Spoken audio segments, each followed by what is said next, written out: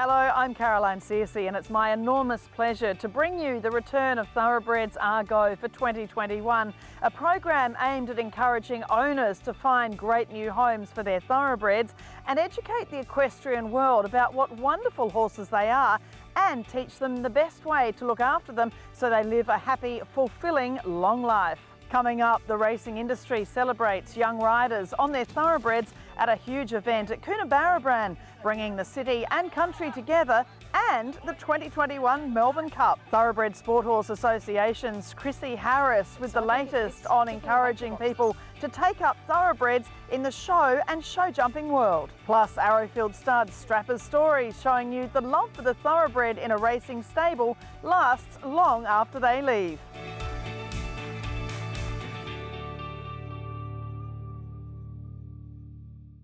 Last week's huge Coonabarabran Expo in northern New South Wales attracted 600 school children, 700 horses from 87 schools from Queensland to the Snowy Mountains in New South Wales. With 70 registered thoroughbreds, it was great to see Godolphin Managing Director Vin Cox there with the 2021 Melbourne Cup, encouraging junior competition on thoroughbreds around the state.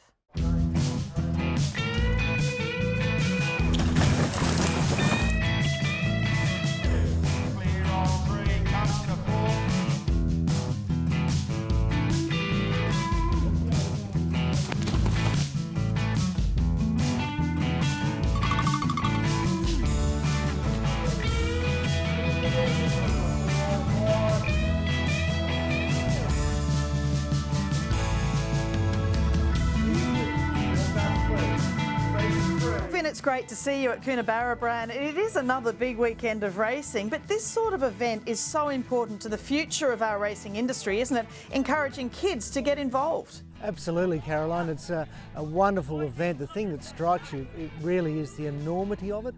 The number of kids that are here, there's well over 500 kids here. There's something like 700 horses competing, and it's an opportunity for us as the thoroughbred industry, whether it's the racing side or the breeding side, to expose our industry to these young kids that otherwise may not have known about it and known about career paths that are within our industry. And you know, to be able to get in front of them and get one-on-one with the kids and more particularly their parents and teachers, it's a huge opportunity. So what we have found is that the kids aren't aware, and the parents and teachers haven't been aware in the past of our industry and where their careers can lead to. And a lot of these kids are riding thoroughbreds already. I mean, it just shows the tractability of the breed for these young people. They're progressing from ponies, and you know, the right thoroughbred is a wonderful athlete for young people to ride, aren't they? Oh, absolutely, and that's a huge aspect of being here as well, is ensuring that the career paths of thoroughbreds that can be repurposed and rehomed outside of racing and have a long and successful and happy career post-racing. And again, you see a lot of thoroughbreds competing, and we get the opportunity to talk to potential owners down the line. And we at Godolphin take our Godolphin Lifetime Care program extremely seriously, and we can talk to the young people that there is opportunities to get one of the Godolphin breds and take it onto a career in another purpose. That's right. I mean, Godolphin, you've been so proactive around the world, organising global seminars that led to the formation of the International Forum for the Aftercare of Racehorses as well. I mean, it really is a global issue, isn't it? Ensuring thoroughbreds are cared for away from racing. Absolutely, and it's not only Godolphin that are part of the rehoming and lifetime care of thoroughbreds. It's a whole industry, and we as an industry take it very, very seriously and very passionate about it. We have to. We've really got to be wedded to it and ensure that the thoroughbreds are looked after well into their latter part of their lives, and everyone has skin in it, and everyone wants to promote it, and we need to. And I mean, as Chris Waller would say, or any of the main Sydney or Melbourne or, you know, the main city trainers, they're not the end of the line. But a lot of these thoroughbreds racing out, whether it be around Coonabarabran or any of those regions, you know, it pretty much is the end of their racing life. So it really is great to see so many homes in this region having a look at all these thoroughbreds out today with these kids. Oh, it's extraordinary.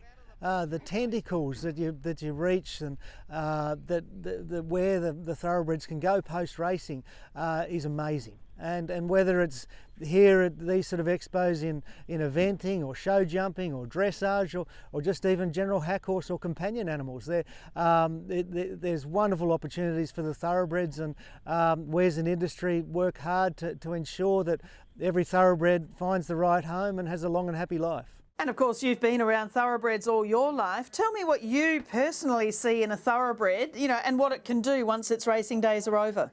I think, from my personal experience, I think they're great companion animals, and they do have their own idiosyncrasies and their own nuances and their own character.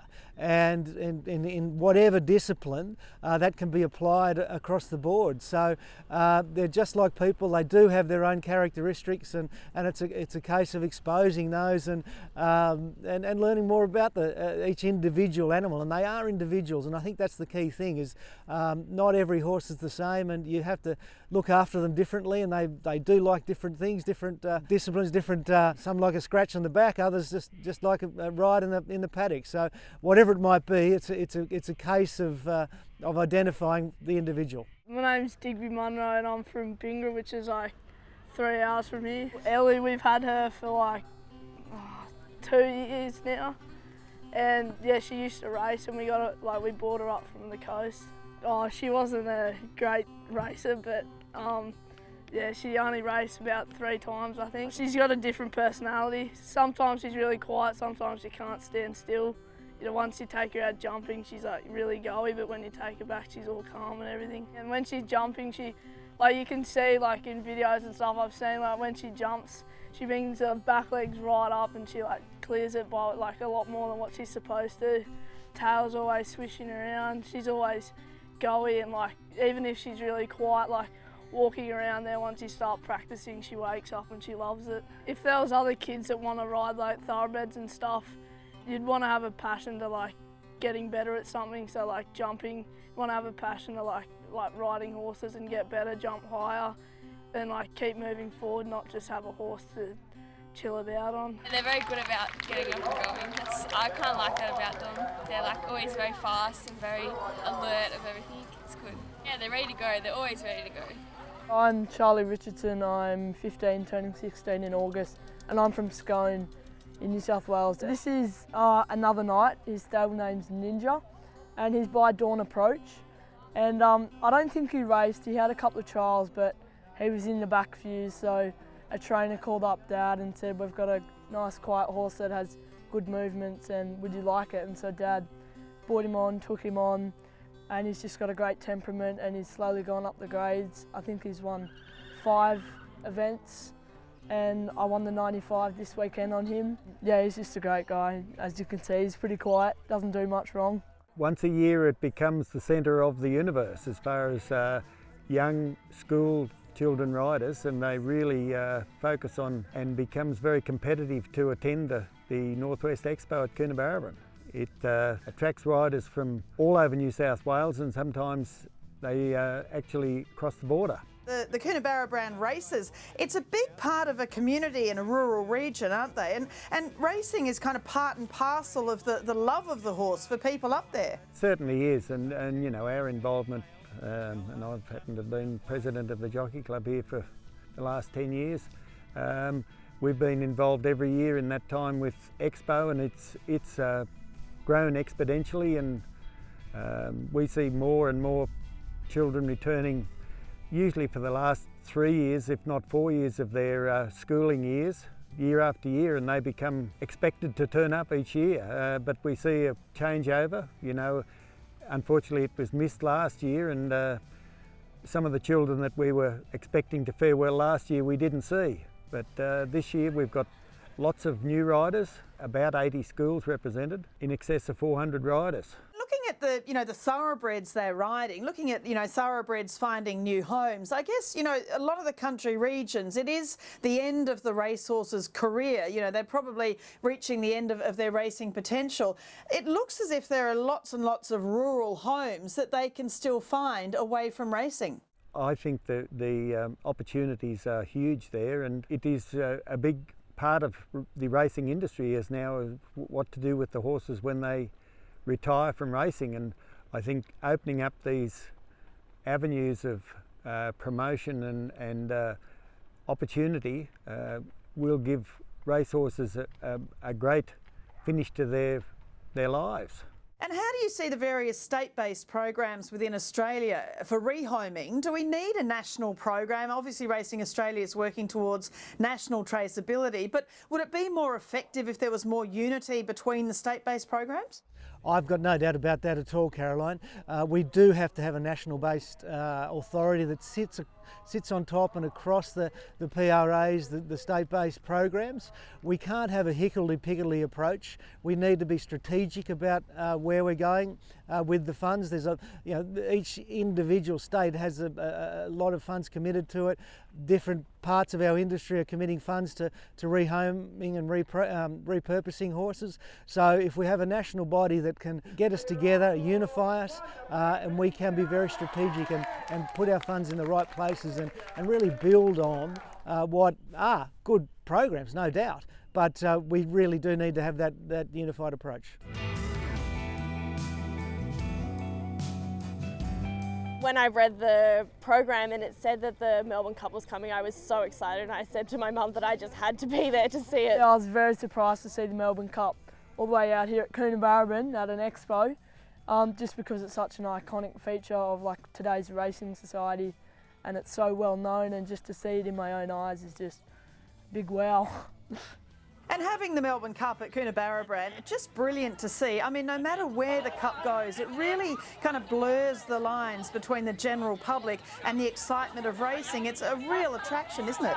Oh, the Melbourne Cup, it's been running for 160 years. It's the most recognised trophy in Australian sport, and probably one of the most recognised trophies in world racing. Everybody is aware of the Melbourne Cup. It's all but a national holiday on the first Tuesday in November, and it's the, I guess, the one vehicle where the racing industry can get that cut through into the general population. And with having the Cup here at Coonabarabran is just fantastic, because it will attract a lot of people. It will bring a focus of our industry, and more particularly the Melbourne Cup, to racing. So to have an asset like that to leverage off and hopefully promote people into our industry is a great thing. Some of those warm bloods, they chuck the towel in, but the thoroughbreds, they just keep going, motor on, which is why they're the best.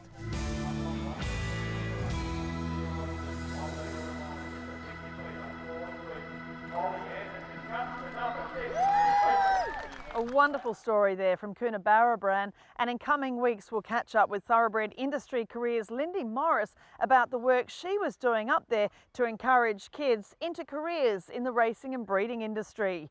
Coming up on the first edition of Thoroughbreds Are Go for 2021, we catch up again with the wonderful Krissy Harris from Thoroughbred Sport Horse Association.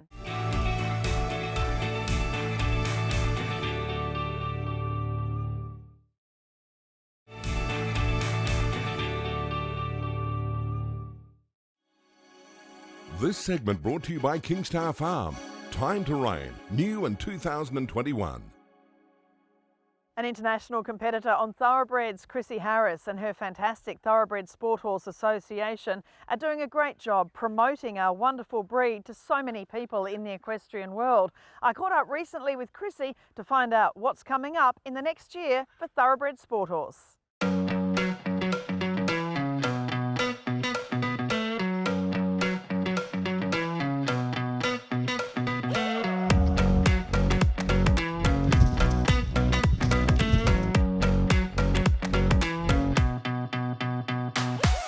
It's been wonderful seeing the development of Thoroughbred Sport Horse Association. You're doing so much work, of course, in New South Wales, but also in a number of different states around Australia.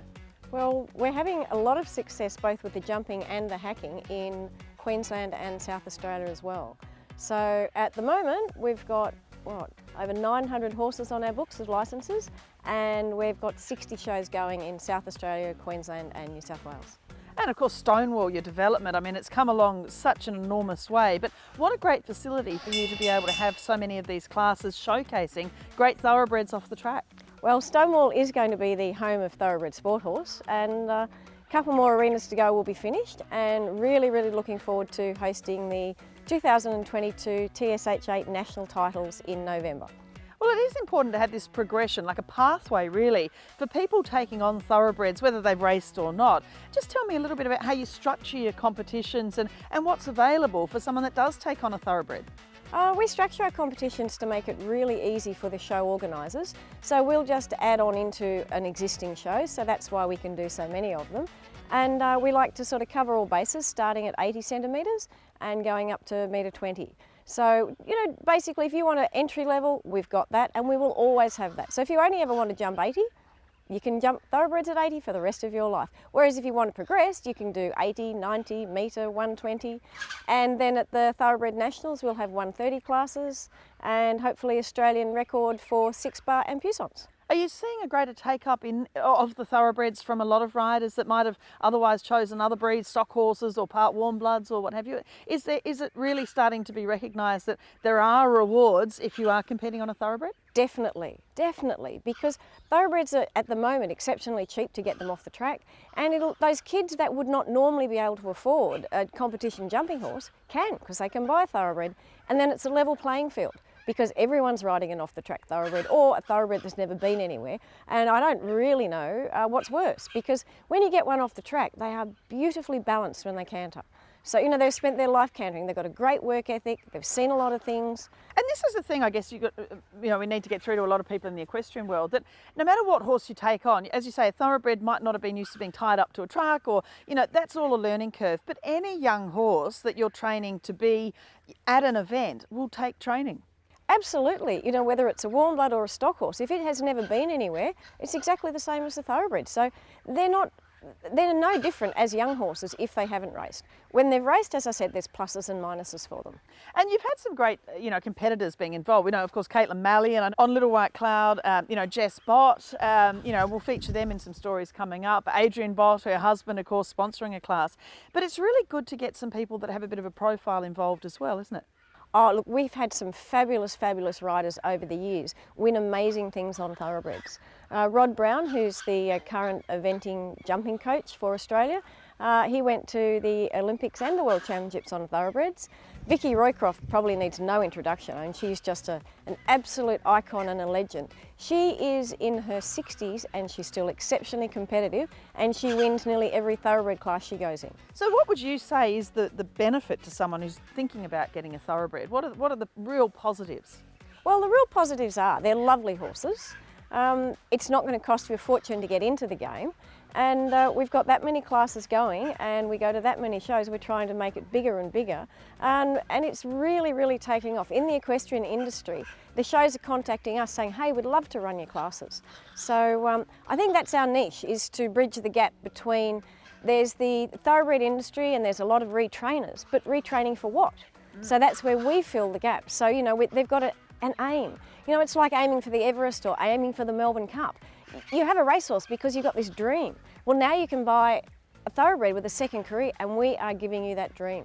You know, the Australian Championships in 22 has got, already we've had people ring up and say, hey, we'd like to sponsor. And I'm eternally grateful for the thoroughbred industry for realising, you know, the part that we are going to play. Because at the moment, Nicole, my partner in crime for organising this, we've spent so much time trying to get the shows off the ground, get the competitions off the ground, that we've been a bit slack in the looking for sponsorship department. But the thoroughbred industry just kicked up. I mean, I'm gobsmacked and just so grateful. And the other really important thing with TSHA is traceability. I mean, we're hearing about it more on a national level, to know where these horses go when they, you know, from one home to another. And they don't always stay at the first home they go to off the track, or when they're away from the racing industry. Your traceability is great. I mean, you really are documenting who all these horses are. Well, as they swap owners, if they're still competing, every year they have to renew their licence with us. You know, you buy your competition licence, you compete your horse. There is nothing more than that. But in doing that, we have a fabulous database of who they are and where they are.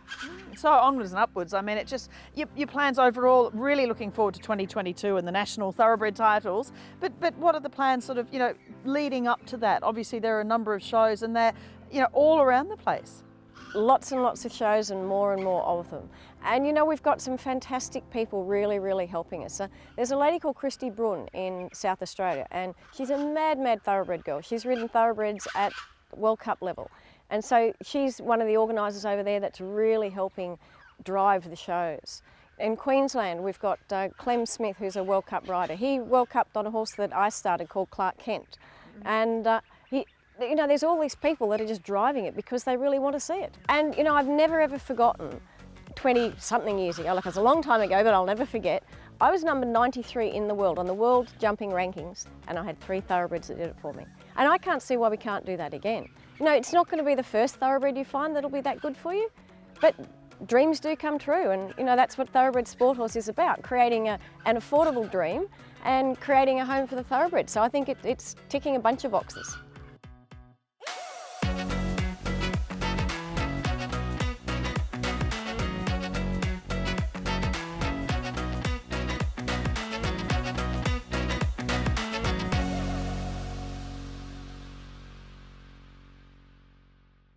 Always great catching up with Krissy Harris, and we'll have more stories from Thoroughbred Sport Horse Association in coming weeks. Coming up on Thoroughbreds Are Go, the love of the horse in a racing stable and beyond in Arrowfield Stud's Strappers Stories.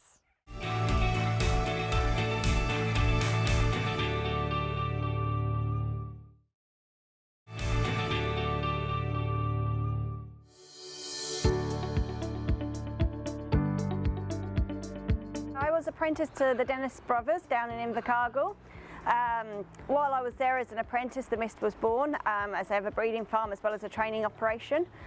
So yeah, I've had a lot to do with him right from when he was very little to weaning him to breaking him in. And then, yeah, then I moved to Australia and kept in touch with the Dennis boys of his progress and that. And we happened to end up John Sargent happened to end up buying him as a stayer, so yeah, we were very lucky to keep in touch and still have him. And then it makes it extra special when they come to where you're working because you already have that link with them. Yeah, they become like your children. He was my baby. He really was from the very start to even to now. He still is my baby. And look, he mightn't have been an absolute world beater, but he won at Nowra, won 2 races, and it just, you know, it really is hard to get a win out of any horse.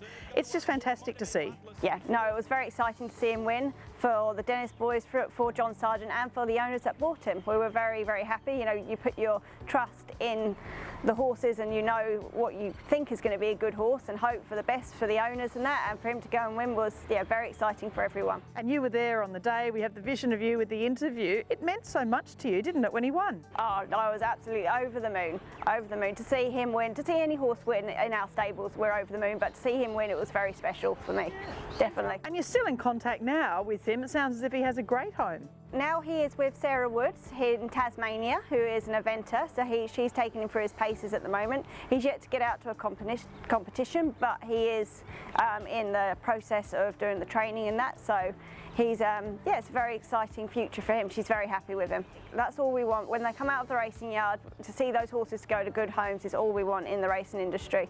It's, yeah, no, it's fantastic to see him doing well, especially getting the updates and keeping in touch with him. Yeah, very happy for him, very happy. For the Mist, a big win.